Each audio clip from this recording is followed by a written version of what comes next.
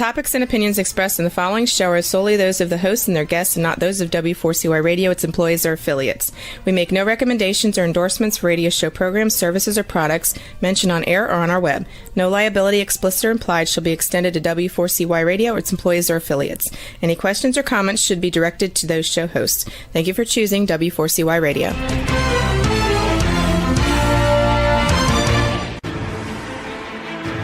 What's working on purpose anyway? Each week, we ponder the answer to this question. People ache for meaning and purpose at work, to contribute their talents passionately and know their lives really matter. They crave being part of an organization that inspires them and helps them grow into realizing their highest potential. Business can be such a force for good in the world, elevating humanity. In our program, we provide guidance and inspiration to help usher in this world we all want, working on purpose. Now, here's your host, Dr. Elise Cortez.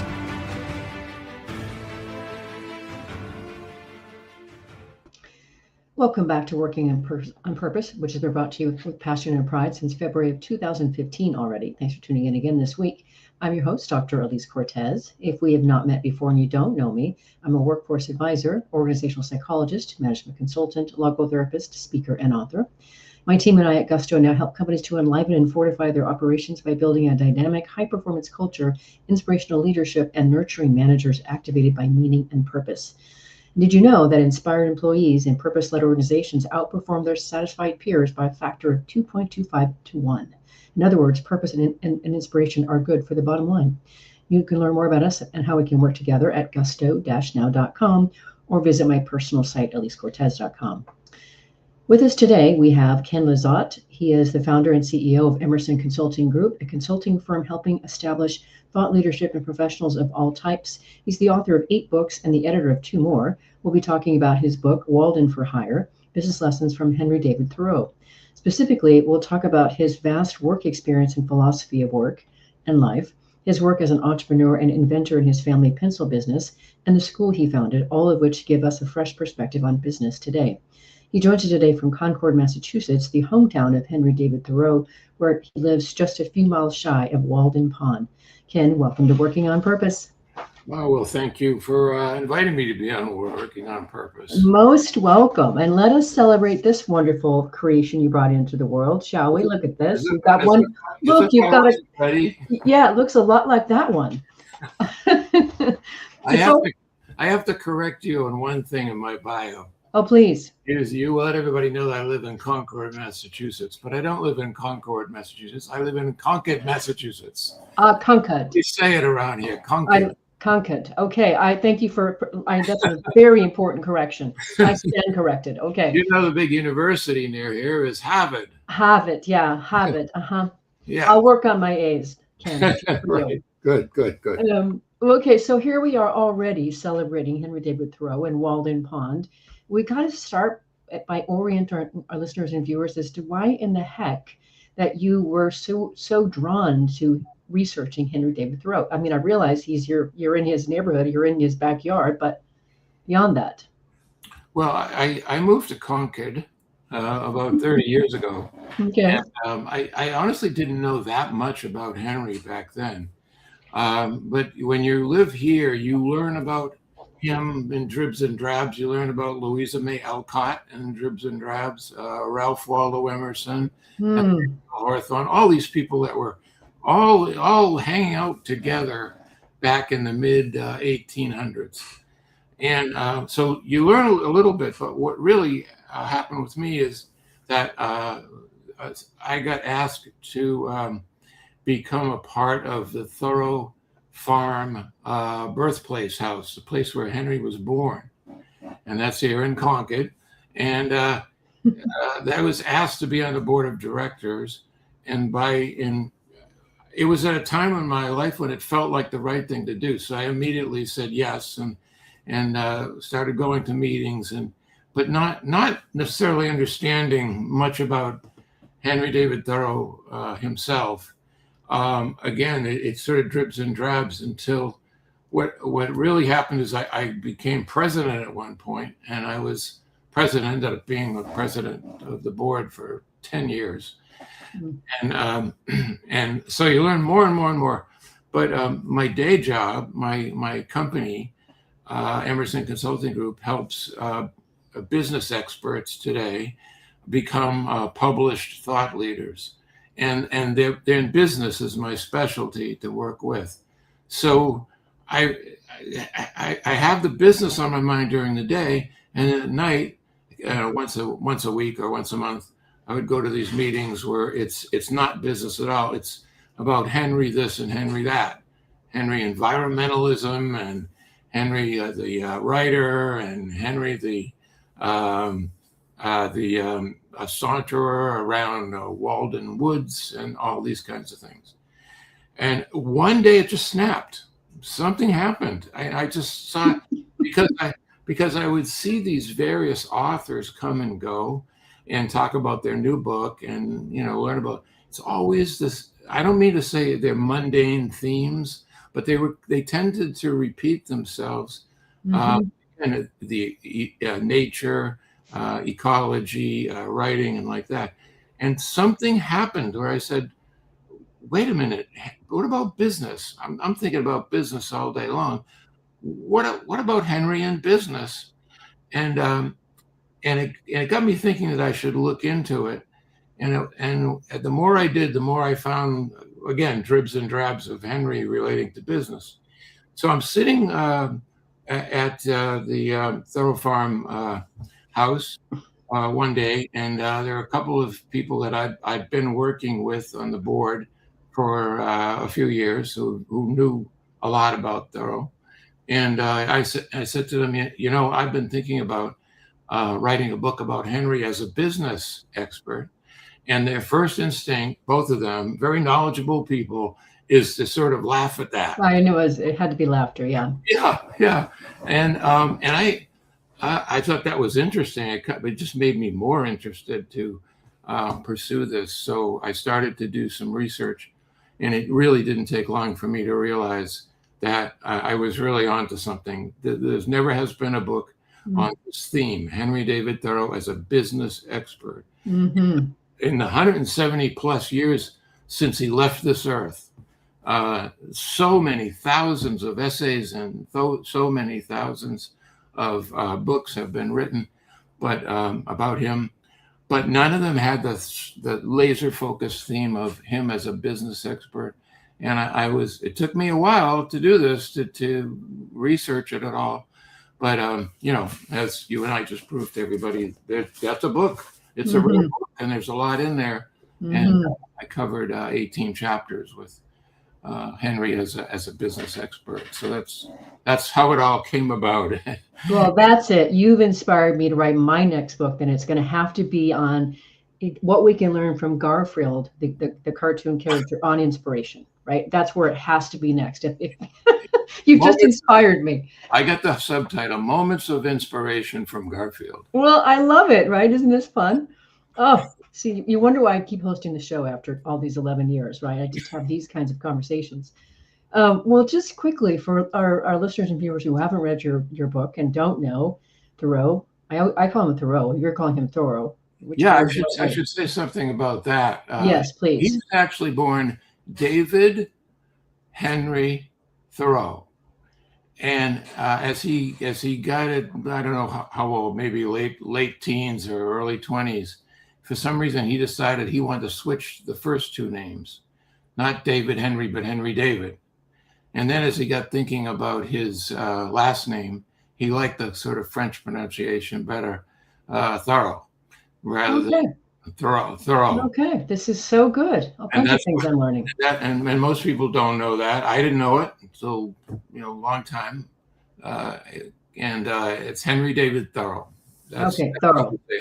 Well, so I also was dazzled by just the sheer quantities, different kinds of work that he had done in his life. If you could just kind of give us a short tour, or at least labels of what he did. I don't want to spend a lot of time on that, but just coming to give us a breadth of the stuff this man was up to.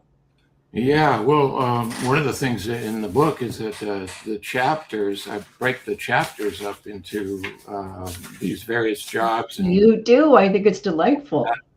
And it's easier for me to go to the table of contents and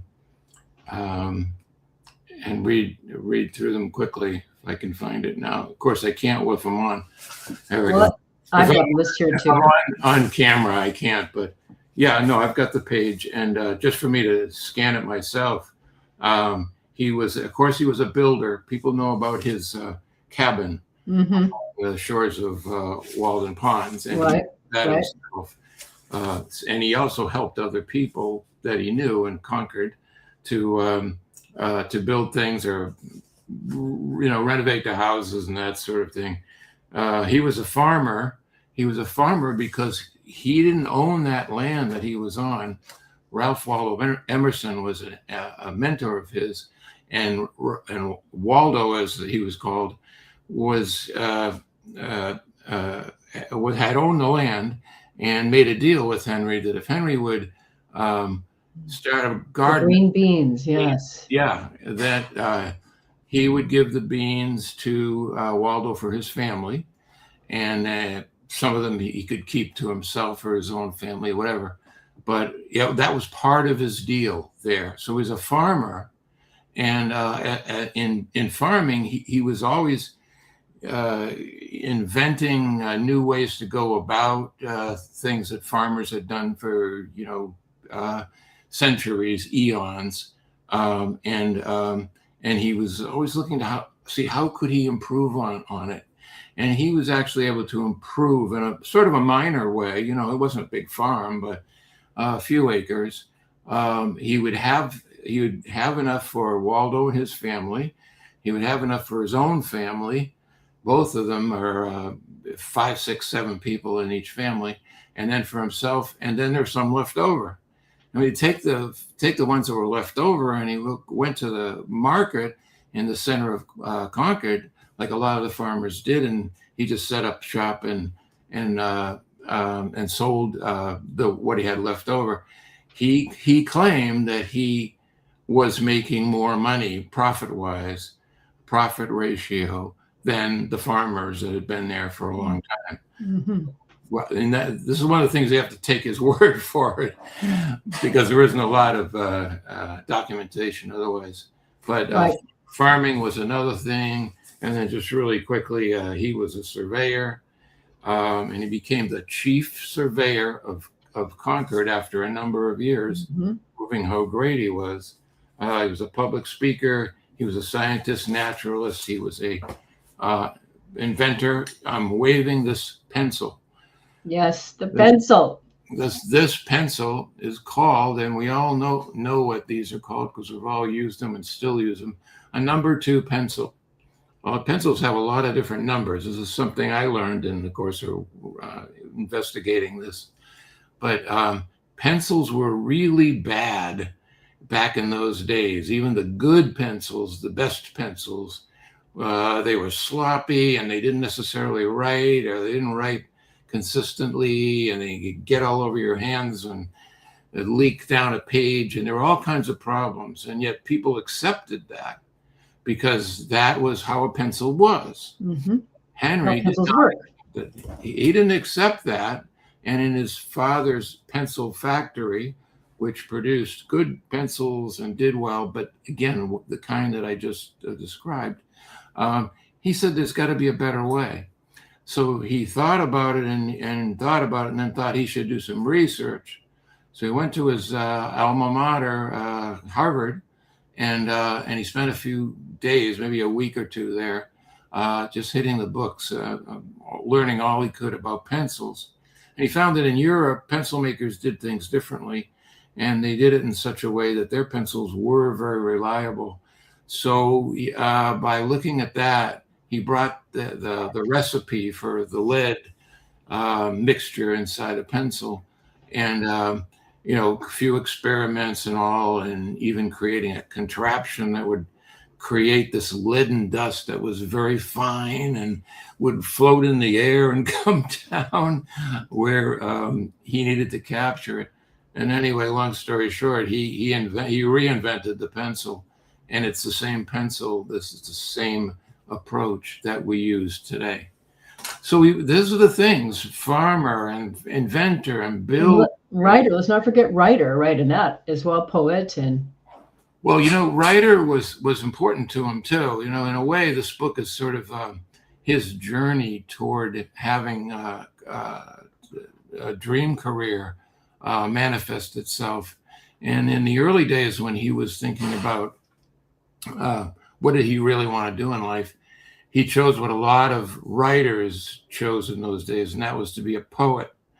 And he was very good at being a poet, and he was very passionate about it.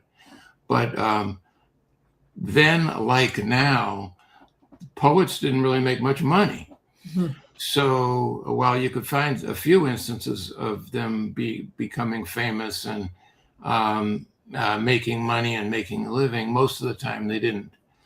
So he had the same problem. He would write his poems and submit them, and sometimes they'd get published, sometimes they didn't necessarily pay him much of anything. But that was his first step toward his dream career. Mm-hmm.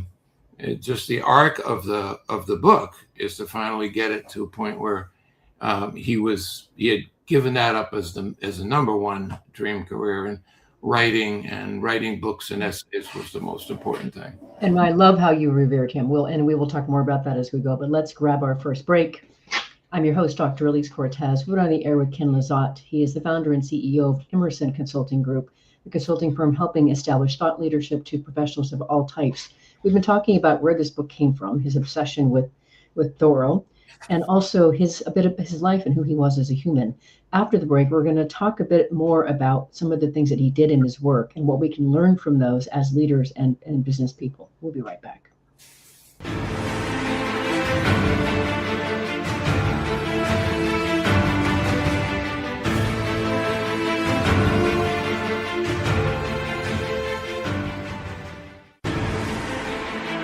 Dr. Elise Cortez is a management consultant specializing in meaning and purpose, an inspirational speaker and author. She helps companies visioneer for greater purpose among stakeholders and develop purpose-inspired leadership and meaning-infused cultures that elevate fulfillment, performance, and commitment within the workforce. To learn more or to invite Elise to speak to your organization, please visit her at elisecortez.com. Let's talk about how to get your employees working on purpose.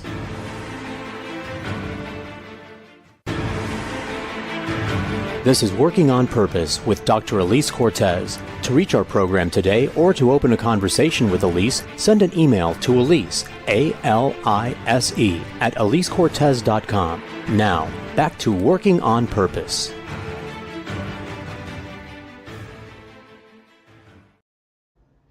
Thanks for staying with us and welcome back to Working on Purpose. I'm your host, Dr. Elise Cortez, as I am dedicated to helping create a world where organizations thrive because their people thrive.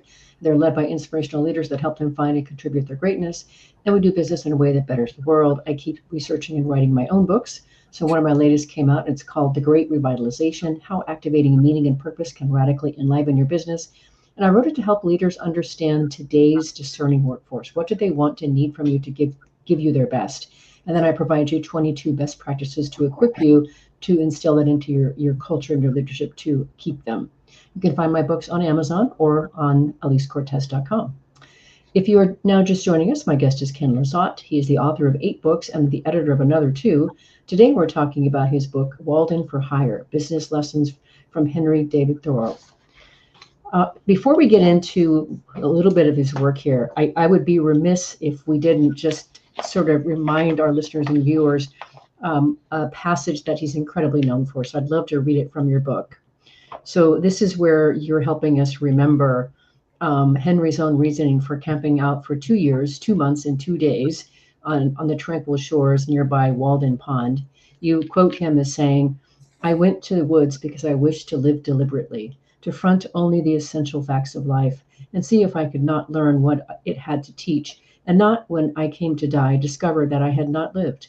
I did not wish to live what was not life, living in so dear, maybe dire, nor did I wish to practice the resignation unless it was quite necessary. I wanted to live deep and suck out all the marrow of life, to live so sturdily and Spartan-like as to put to rout all that was not life, to cut a broad swath and shave close, to drive life into a corner and reduce it to its lowest terms." That is just so powerful. And it's what a lot of us feel. It's what a lot of us feel frequently. And that's where another famous quote of his, the mass of men lead lives of quiet desperation. Yeah. And that's something that he never wanted to do. And he did everything he could to prevent that from happening. But he was so critical and sad, really, in a way, that wherever he would look and he would see people around him right here in this town, that they were spending, this is going to sound familiar to a lot of people, but they were spending so much time on a job that they didn't particularly love. And but why did they do it? Because they had bills to pay. Mortgages to pay, you have car payments, you have to take your dog to the vet, all these things.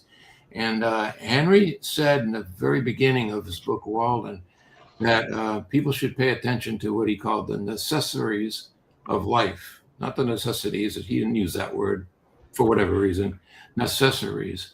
And those were things like, what are the things that we can, that are necessary? And they were pretty basic, they were food, of course, and warmth. Warmth was a big one. There were a few others, but I always find warmth kind of interesting because it not only did he mean the warmth of the heating system, like in his cabin, he had a stove, a wood stove, but clothing, for example, he considered clothing was a necessary for the warmth as much as anything else. So how basic can you be so that you're not having to have all these bills that are eating you up and that are, they seem so important, but in fact, he has another quote, and I don't know if I can remember it precisely, but it had to do with the idea that a person is successful in inverse ratio to the things that they can let go or leave behind, or not basically not be enslaved to. I remember that. I really appreciate that. To bring that whole idea of more of the necessities in life to modern day, I saw a delightful clip on LinkedIn that somebody had written up, and this woman was writing about how, with all this inflation, that she needed to start cutting corners and chopping things off the budget. And she said she was sitting around with her family one night watching TV, and the kids went to turn the TV on, went to go to their favorite channel, and it wasn't working. And their mom said, "Well, I canceled that." And so they said, okay, they went to go to the next channel, and the same thing, it wasn't working. And they looked again at her, she's like, "I canceled that." And so then by the third time that they got to a channel that she had canceled, her kids turned to her and said, "Are you dying?" It was just so funny, though. It's just this idea that he's talking about those kinds of things. And today, of course, we're talking about canceling, TV channels, basically, get us down to a more, necessary subsistence. Well, Henry never watched cable TV. He had no interest in it.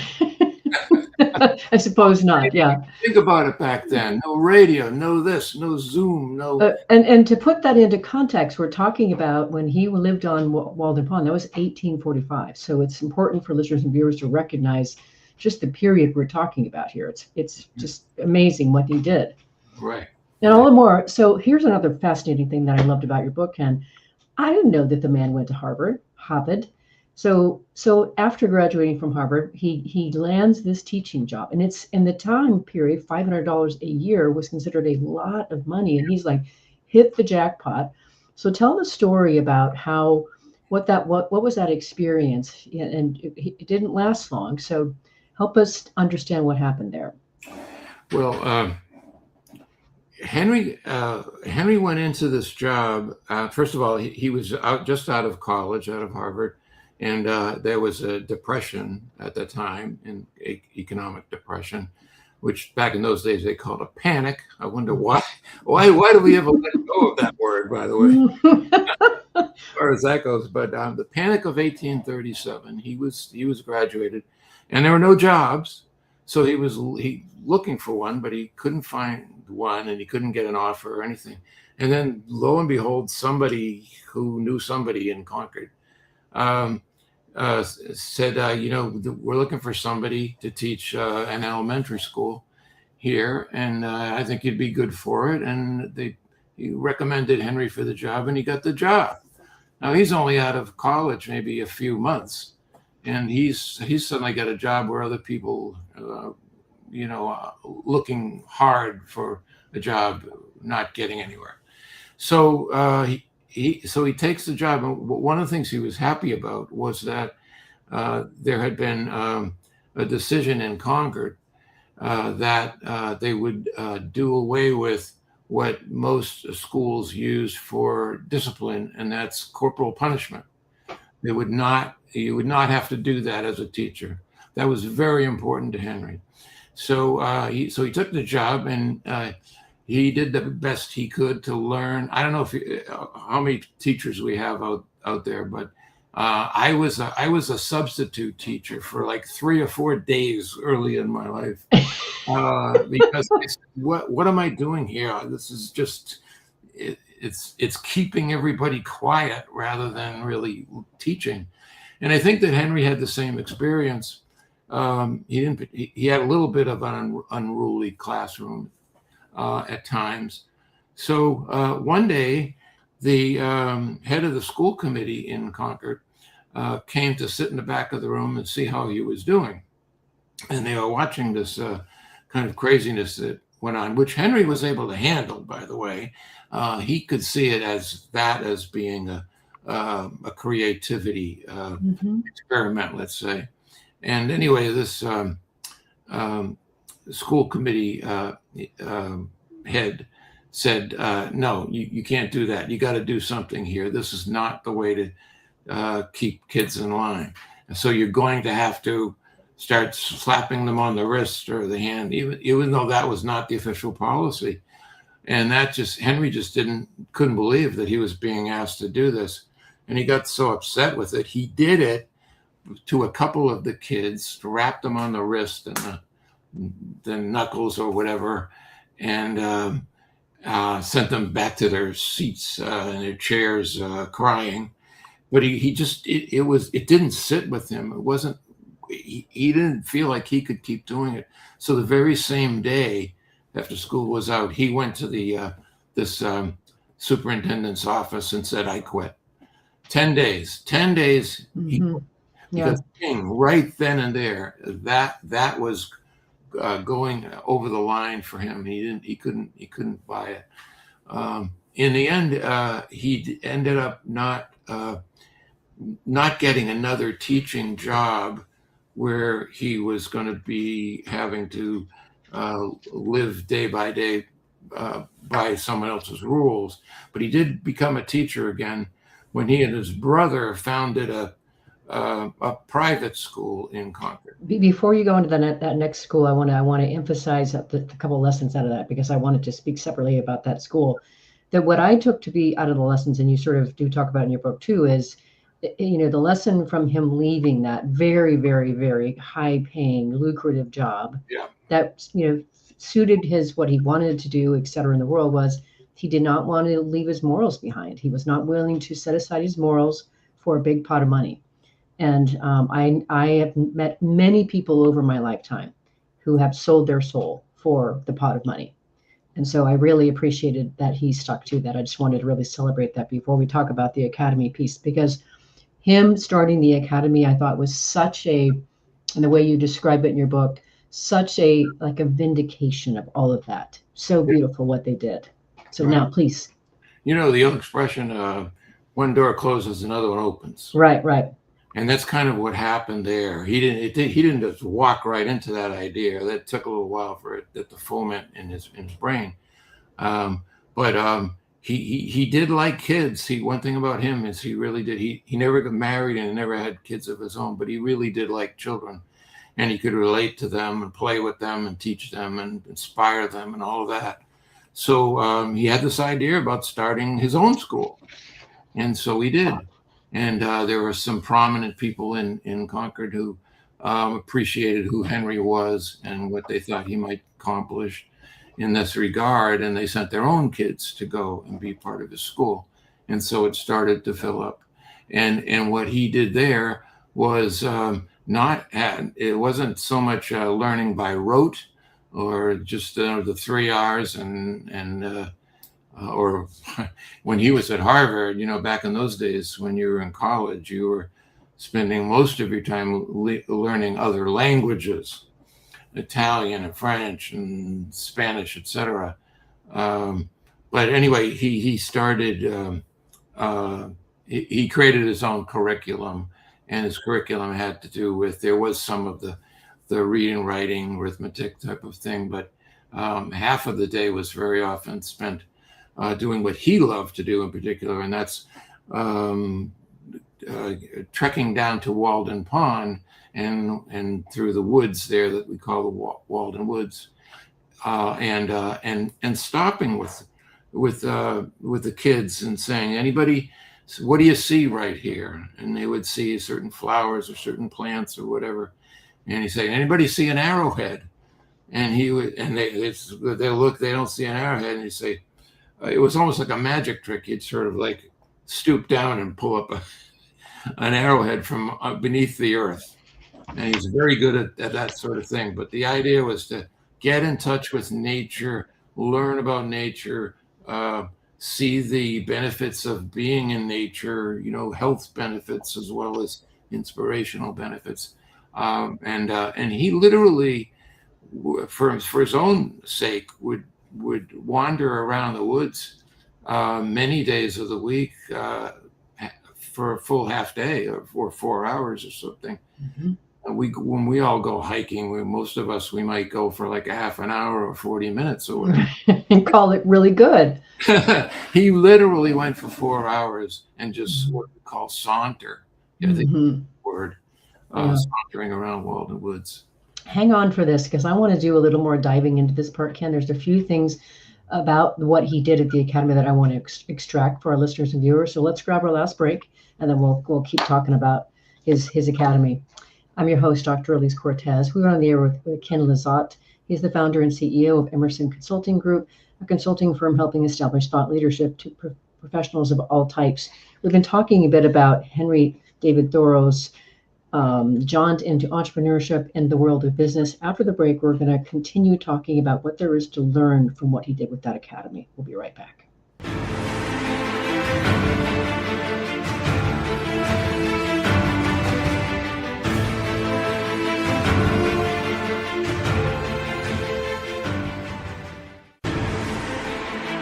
Dr. Elise Cortez is a management consultant specializing in meaning and purpose, an inspirational speaker and author. She helps companies visioneer for greater purpose among stakeholders and develop purpose-inspired leadership and meaning-infused cultures that elevate fulfillment, performance, and commitment within the workforce. To learn more or to invite Elise to speak to your organization, please visit her at elisecortez.com. Let's talk about how to get your employees working on purpose.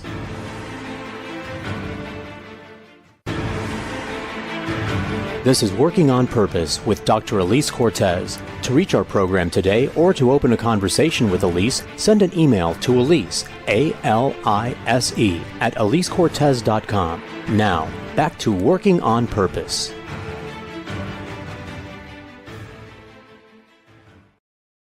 Thanks for staying with us, and welcome back to Working on Purpose. I'm your host, Dr. Elise Cortez.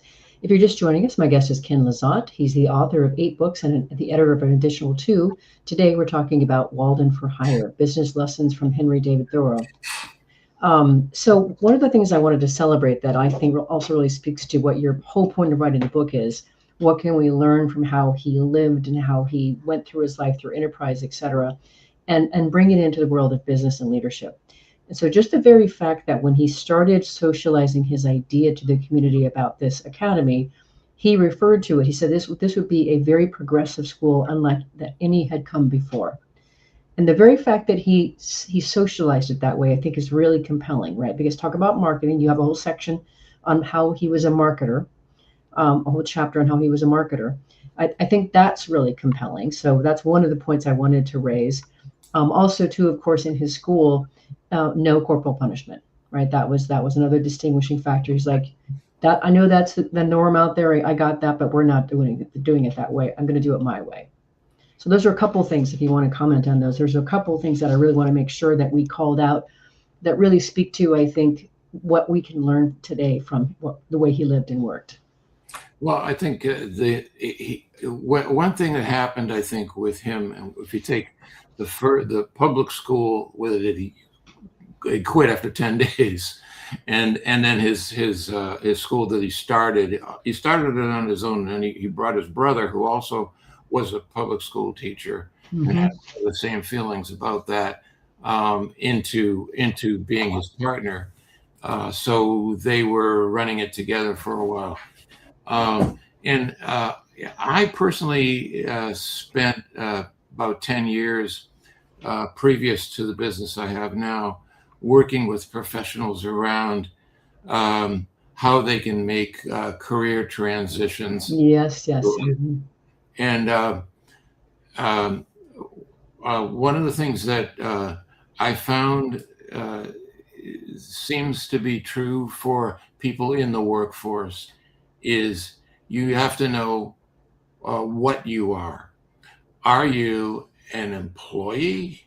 Yes. Or are you an entrepreneur? Yes. And a lot of people who I would be coaching or put through my programs back then had been working as an employee at some sort of major company for maybe 20, 25, 30 years or something. And this was back in the 90s, and there was a panic or a recession, and they were all being thrown out of work, and there was right sizing, downsizing, all those buzzwords. And a lot of them said that two things: they wanted to do something on their own, they didn't want to go back to the corporate life, and they wanted it to have purpose. Speaking of working on purpose, that's what they wanted, and they understood that they had to be independent. So I learned from that we are either entrepreneurs or we're employees, and it's not one versus the other is not better than the other, but it's who you are, what you are. And if the fit doesn't feel right, there's no reason why you shouldn't do what Henry did and take yourself into creating a work lifestyle that works for you.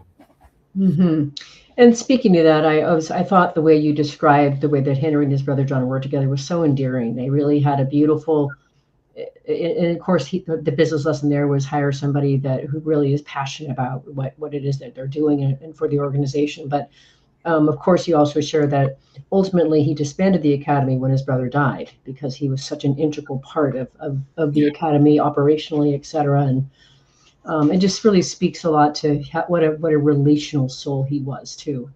Right. Well, that's the thing is that they were very close. He cared a lot about his brother, and his brother had a freak accident where he got lockjaw from I think like a rusty razor blade or something, and he died in 3 days.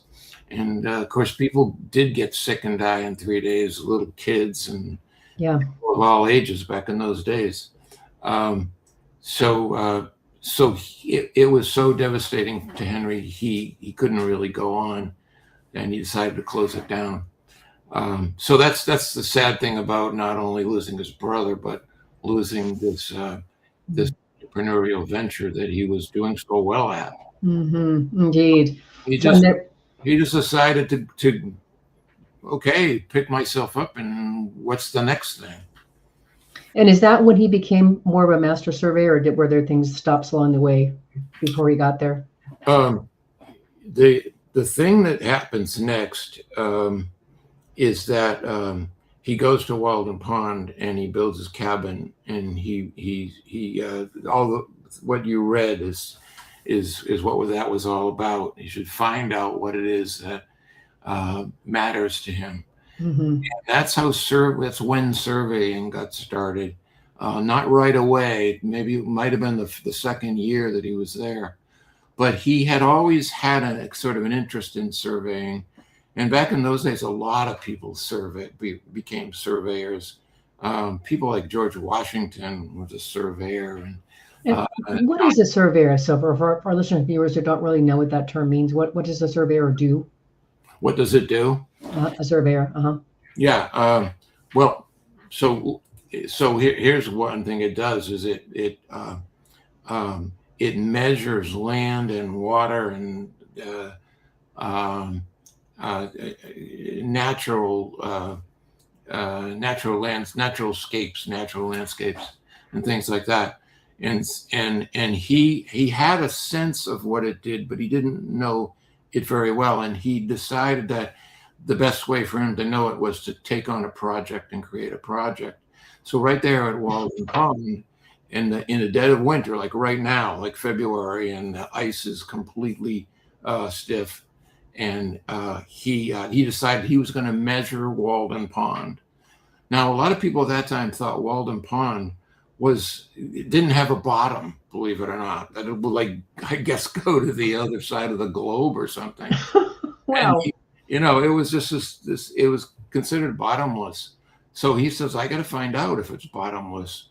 So he had some kind of homemade makeshift tools that he used, and he surveyed that the whole pond, everything from across from shore to shore, but also the bottom to the bottom, and to see how far it went. And don't ask me what the eventual measurement number was. Yeah. I don't remember if I even got that, but I think he did get it. So he did this thing that was on his own that helped him. What happened was he started to get these little jobs here and there. And a lot of times what it was working for, let's say, a farmer or a landowner that wanted to maybe make more money with their land by cutting down trees and selling for timberwood and things like that. But Henry had two things going on. One is that the surveying he liked because he liked to measure and he liked to investigate things and all of that. But also he liked to be outside. So it was a great compromise. And then the other part, when we get back to the morality, the inner core of who he was, he would take on jobs where the goal of his client was to have make as much money from the land as possible, which might mean devastating some of it. Again, a stand of trees or a beautiful rock formation or something, and he would fight with his client over it. No, that's not a good thing. We've got to have all these kinds of natural items, ingredients that make up who we are.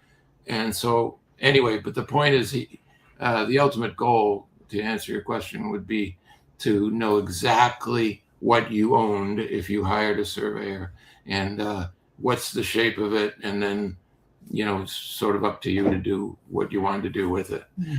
But he was so good at it, and he cared about it so much, and he did it in such a way where his heart was in it. People recognized that. And as a result, by the time he was in his last few years of life, he was doing a lot of surveying, and he had been named the chief surveyor of Concord. He was that good. It didn't stop him from writing, didn't stop him from writing poems. And by then he had his book, Walden, was finished and published. But surveying became a sort of a good compromise that could pay the bills, such as they were. And they weren't anything like what we were discussing before. Not for Right. I think it's also really beautiful and endearing how you capture that toward those end of his life. And mind you, listeners and viewers, he passed at the age of 45. He wasn't an old man. Yeah. Maybe back in those days, I'm not sure. But I thought it was beautiful how you really shared too that his sister Sophia really took care of him. And as the care went along, she came to realize she could be a little more useful than just dusting and providing meals, etc. And she began to assemble his writings. So can you share a little bit about how that arrangement worked? What happened because of her work?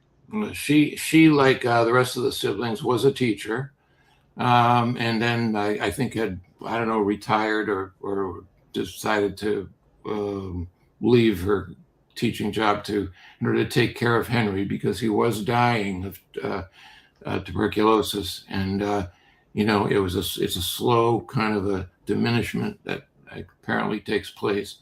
But they decided together that he had a lot of unfinished writings and a lot of work to be done to kind of collect them and organize them.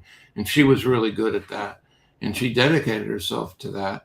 And then when he died, she then kind of like became his agent, his literary agent, even though he wasn't with us anymore, and went around to various potential publishers or editors or whatever, and got his work published, maybe more so than in his life. But that's what was going on. He was getting weaker and weaker, but she would sit him down in the living room on a couch and have the boxes of papers and go through it, and he'd probably get tired after a few hours, but she was definitely guiding the process. And one thing that does, by the way, when you go back to all the things he did in his life, including the cabin and writing, working on his book, Walden, which, by the way, took 9 years for him to write. 7 drafts, 9 years. Mm-hmm. But eventually it was done and it was published. And I have a chapter where we talk about the cabin. What did the cabin itself make any kind of profit? Did it exemplify Henry's business sense? And it did, not just because of the farming and the beans, but because using the cabin to write that book turned out to be such a bonanza. It's uncountable how much money has been made over the years. Doesn't go to him anymore. Right. But you can go into a book. There's a bookshop across the street from Walden Pond called the Shop at Walden Pond. Mm-hmm. Go in there and you're going to see books like mine and Little Women and all, and you're going to see various editions of Walden.